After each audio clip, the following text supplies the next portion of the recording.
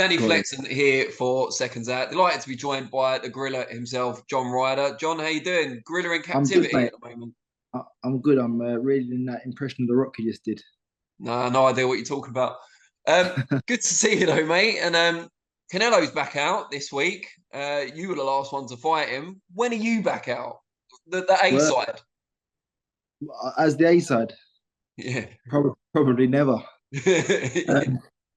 Um, I'm the king of B sides now. I think they're releasing a track. Yeah, like B Oasis. side. Yeah. No, Oasis was always the A side. No, mate, yeah. Obviously, Canelo's back out this weekend. Good fight for him. I'm in talks as such, not myself, but Matchroom and another promotional company. So hopefully that can gain some momentum and we can get a fight at the end of the year. You give us a hint who it might be? Jaime Munguia. Oh, okay. Forget the hints then. Just go straight to the point. Yeah, come on. I'm not gonna make you get it. You know what I mean? That's a really good fight. Get you straight back up there as well. What do you make of Munguia from how he's progressed so far? I mean, good. He's obviously 41-0. He's not put a foot wrong. Former what do you call it? Super welterweight champion. Yeah, or light middleweight to us Brits. Yeah. Beating Callum Smith to win not Callum, Liam Smith to win the title. Albeit I don't think Liam was himself at the time. I think he was just obviously coming off the defeat to Canelo. I think he was in the transitions of changing camp and whatnot, and I don't think he was in the. I don't want to talk out of turn. I don't think he's in the best space mentally for taking on that kind of fight. So, besides that, I think it's a good fight for myself. It's a fight that keeps me operating at the level I've been operating at. So, I'm all for it. Would it be for anything like an interim belt or anything like that? I think he's got a WBC silver, so Okay. hopefully we could get that on the line for it. And yeah, I mean, it's obviously good to win that title and push you back up the WBC rankings and potentially in line for a shot at WBC. And a lot of people have been talking about him fighting Canelo ultimately, both being from Mexico, of course. What do you make of that? And do you think he's looking at you perhaps as a measuring stick, given you're the last man to fight Canelo and you took him the distance? Yeah, I reckon he is. Yeah, try and come out, prove a point, do a better job of me than Canelo could, and then kind of force the fight. And yeah, I'm sure for Mexico it would be a huge fight, but there's also another huge fight in Mexico with Benavidez facing off against Canelo. So there's a potential of some big fights all around there. Is there an idea that maybe this is the best time to face someone like Munguia? Although he is a former world champion, he's still quite young into his career. He's only going to get better, would be the theory. Um, potentially, or potentially he's plateaued and he's reached his level. He's reached his roof. I mean, I know I think he's recently left Eric Morales, and he's now training with Freddie Roach. So I mean, he's in that transition period as well. So yeah, I think it's a great time to get him from that sense that he's in between camps and trainers and whatnot. So that's a good time. I know it takes time to adjust to a new trainer and a new regime and a new way of the way the trainer operates. So that is a good time, I think. Yeah. And you said you guys, not you personally, but the teams are in talks at the moment. What, if anything, could be the handicap, the obstacle getting in the way if it doesn't come off? I really don't know. I know they was eager to make the Belanga fight. I don't know if that's on the back burner now. I mean, I'm sure if the Belanga could be ready beforehand, then that might take precedent over me fighting him. But hopefully things can stay the way they are, and I can get that fight. And yeah, finish the year on a high or start the year on a high. Either way. I was at your gym or Tony Sims's gym last week, I think it was. You weren't there, unfortunately, on that day, or maybe you came after I'd left. But absolutely buzzing in there, like jam packed. And a lot of the people that are training there now wouldn't have been there when you first started working with Tony. What's it like being kind of working with this new generation of Matchroom Elite Gym prospects? It's good because along the way, I mean, we was lucky enough. Myself and Kevin Mitchell was training there. Then Ricky Burns come along as a two-weight world champion and really leveled us up and showed us what it takes to get to the levels and the heights he's reached. And he obviously went on to win a third world title. And then, I mean, then the younger generation, like the Ted Cheesemans come through and they they start showing you ways of with the S and C, and it's like it's one of them things you got to keep up with the times. And listen, all the young ones coming through now, they're all that bit faster than we've been used to running and whatnot. So it's making us level up all the time, and there's a healthy competition in the gym. We're all friends, but we all spur each other on and we all push each other hard. So listen, when we're on them sprints, we're all trying to beat the other person. We're all trying to get the best times, and I think it's just a real healthy balance of friendship, but the will to win. Who wins the majority of sprints? Who wins the majority of the longer runs? We don't really do too many longer runs together. We've all got our strengths. I mean, Martin Ward used to be the absolute goat on the triangle. He was just the pacemaker. I think Conor Benn's got the fastest time on it currently. I mean, hill sprints. Conor Benn's very good, and then Jordan Thompson's very good. Very, very athletic, Jordan, for his size and his weight. He moves well. I'm pretty good on the steps. The sledge. Jimmy Sains is the same. He's good. Joe Cordina's good on the steps, the hills. We've all got our strengths and weaknesses. Fair enough. Now, you mentioned a couple of your teammates there. Jordan Thompson's got his own huge fight this weekend, challenging Jai Opataya for the IBF Cruiserweight Championship. What do you make of that? Is it? Sorry, say again? Is that how you say his name, is it? I think so. I'm just copying other people. But yeah, okay. Jai Opataya rather than Jay Opataya, I think. Don't copy me, though. I'm probably wrong. No, no one would do that. But yeah, what do you think of that match? And it's a big step up on paper for Jordan, but you see him up close. How ready is he for this challenge? Very ready, I think. I think he's a very natural athlete. He's one of them people he's like another Joe Cordina. He's good at anything. The only kind of people you hate, they're not bad at anything. They're just good at everything, and it's so frustrating. But no, he's very good. He's very, like I say, he's very athletic. He didn't have to take this fight. It was a fight that was offered to him, and he jumped at the chance. And listen, Jay Opataya is a classy operator. Obviously, the Ring Magazine champion, IBF champion, beating Marius Bredis. Some may know him as Super Mario.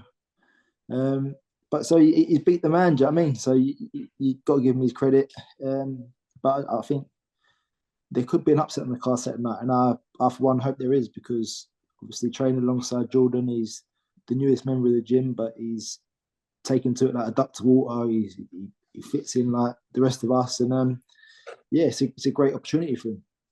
You went in fairly tough quite early in your career a number of times. When you look back on it now, do you think that was the right thing for you? Do you think you've gained from it overall?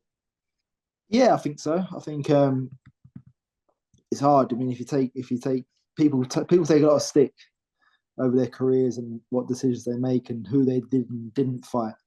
More who they didn't fight most of the time. And it's a shame, because I mean people can look at BoxRec and see these names, but realise that they don't realise, these casual fans, that these people that you're going points with, they're there to survive. That's if they don't get knocked out, they've done a good job. They can fight again next week, and that's just their main goal, is to not get stopped. So it's hard to look good against the opponents, but I think in my career, personally, I think I got matched brilliantly. I think got brought along nicely. Obviously, Billy Joe Saunders for the British title in my 16th fight was perfect time, and there wasn't really nowhere else to go. It was a crossroads clash, and I was unlucky that night. But prior to that, I had the Amino Kane fight, which was another real 50-50, and got a good win there. Billy Joe Saunders fight, I remember even now, just an excellent fight. Really, really close on the cards, but just really good to watch as well. Yeah, no, I think it caught like pretty well. Was a day later than the actual day it was supposed to take place on, early hours of the Sunday morning, but we weren't grumble. But no, listen, great fight to be part of. And that's what I like to say about my career. As long as I can be involved in the biggest and best fights possible, then I'm happy. Win, lose or draw, I'm always going to give it my all. I've won a lot more than I've lost, which is good. But there's a few that I feel could have gone the other way. But so we're not going to get the sour grapes. It's been and gone, and on to the next one. I saw Billy Joe last week as well. I was busy last week, apparently. But yes, I was at your gym. I saw Billy Joe last week as well. Seems to be firmly on the comeback trail now, so that you could even get your rematch. You never know. I mean, yeah, I think he's due to make a comeback in December time if that's still going ahead. And good luck to him. I mean, obviously, I've got my sights firmly on the likes of Jaime Munguia. But listen, next year, if it works out and it makes sense, then why not? And talking to people coming back to the ring, we talked about Conor Benn briefly earlier. He was someone I did interview at your gym last week. He couldn't wait to get back in the ring. We saw that at the weekend against the Roscoe. How much of a boost did that give to the gym as a whole, him finally being back in the ring? I think it's just a good thing all round. I think he's been there training throughout tirelessly, just putting in the graft and obviously not knowing what's next for his career over the last 18 months. So hats off to him. He's a young man. He's had the weight of the world on his shoulders and he's come through it. He's probably not always put his best foot forward and he'd admit that himself, but he's a young man. He's learning on the job and I think we could all conduct ourselves better. But listen, like I say, it's a learning curve, and he's back now. He's got his career back on track, and hopefully we'll finish the year with a big fight. You got the big Canelo fight this weekend. When I spoke to you ahead of your fight with Canelo, we were talking about the success that someone like Dimitri Bivol had against him, and you said, "Well, look, I'm going to fight Canelo up close because that's where my strengths are, in comparison to Bivol." In Charlo, you've got someone who is stepping up 2 weight classes, but he's the taller man. He's rangy. Could he employ more of that Bivol style that we saw give Canelo so many problems? I think that's his best option. Yeah, I think he naturally is the bigger man, being the 154 fighter. Obviously, Canelo's built up from 147 along the way, so he's not there. He's not gifted in the height department like myself. And Charlo, yeah, he's naturally the taller man. I think he's 6'1", so he's naturally bigger. But I just feel like for Charlo, he's gonna have to put a lot into this camp. It's probably about giving up at 154, making yourself that bit bigger to be a force at 168 and not just try and nick it. You got to go out there and make a statement. And I don't know personally, but I don't know if he's done that. And I don't know if he's willing to go to that depth. So I think it's going to be another win for Canelo and on to the next one. I think hopefully he'll target the rematch with Bivol. I know it come out the other day that I think he got a rib injury in the week before, the last spar before the Bivol fight, and should have pulled out, but ego and whatnot kept him in there. It's mad how long these things take to come out, isn't it? Like Manny Pacquiao's shoulder against Mayweather, and this one with Bivol. I'm not casting aspersions, but it would have made more impact if we'd have found out, a week after the fight.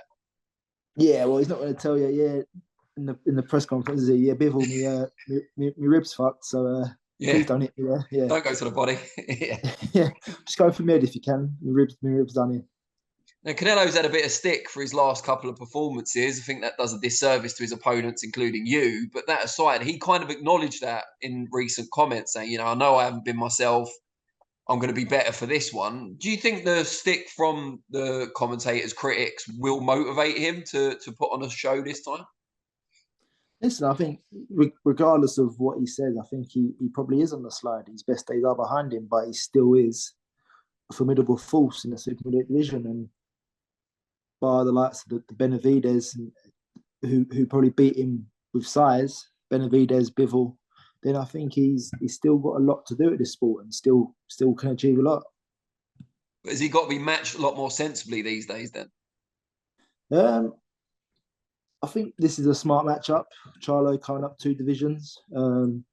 Even the brother coming up a division is a smart move with the inactivity that he'd not boxed for nearly 2 years. Although that fight didn't happen. So yeah, I mean it's a smart matchup. I don't know. I mean, get through Saturday first. But yeah, I'm sure we'll see what comes next. And being Canelo, of course, he's probably not going to be put under overly tough pressure to defend against his mandatories. Well, I don't know. The WBO was quite quick on it to enforce that one, and we got that done pretty well. And listen, I'm sure the IBF are quite strict on it, and the WBC and whatnot. So I'm sure in time that they'll force it, and he'll have to take care of all his mandatories.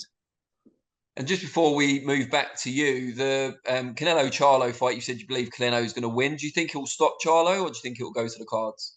I think he's either going to stop him between rounds 9 and 11. So that's 9, 10, and 11 done. Yeah. Yeah, thanks, mate. Yeah. I had my advocates out. or it'll go to points. So it's an either or. Oh, come on. Which one you picking? I'm favouring rounds 9 to 11.